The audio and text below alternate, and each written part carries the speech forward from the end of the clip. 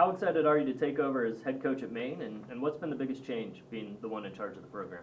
Well, I'm very excited. I'm about 7 months in now, so it's been getting into a routine and getting our schedule going before we get going in the preseason. But I think it's mostly the off-the-field stuff.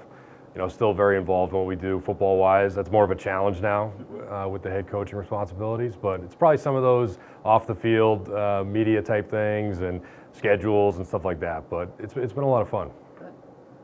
Last season was the best in school history. You had CAA championship, went to the semifinals of the FCS playoffs. Looking back on it now, how special was that run, and how much momentum does that add to this season? Well, it's a lot of momentum. I mean, we have a lot of our players back, and that's really what it's about. We get 16 starters back, so I think having that kind of a year and bringing guys back has created a lot of positivity in the program, and it's been exciting. It's been a long off season, especially after a long year. But it's a lot of positivity. Our guys are really excited. So I think it's all really moving in the right direction. We just got to keep it going here in training camp. Last year, the defense was one of the best in FCS, and 8 starters are back, including 4 guys we just heard were all conference honorees. So can that Blackwell defense be just as strong this year? And who are some of the guys you're expecting big years from?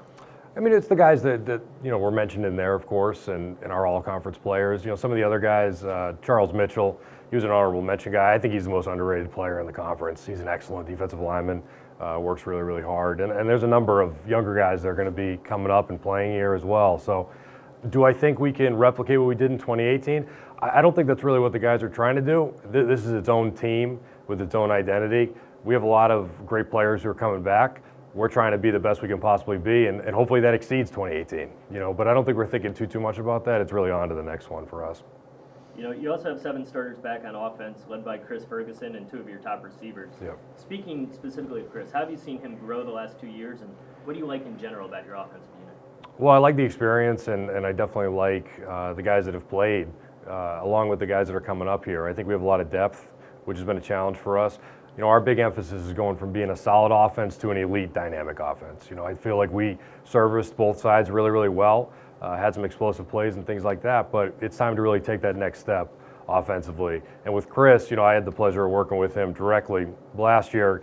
He's an outstanding leader. He's everything you want as a quarterback, and it's time for him to take the next step as well. So I love having Chris around. He's a great leader for our team, and he's a good player, so that's pretty important. And the schedule is a challenging one. You have 2 FBS road games, a trip to Colgate, and CAA play, obviously. Yep. So how do your players take on those challenges, and how does that prepare you for hopefully another postseason run?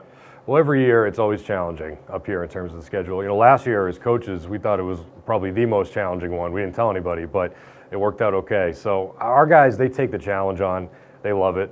They want to play football. They want to compete at the highest level. So 2 FBS, playing non-conference conference champs, and then playing in our league. It's a very hard schedule, and our guys love it. We embrace it, and playing that big competition, that's why you do it. We want to be able to achieve something, and it's got to be worth it along the way. So we feel like we do that up in Maine.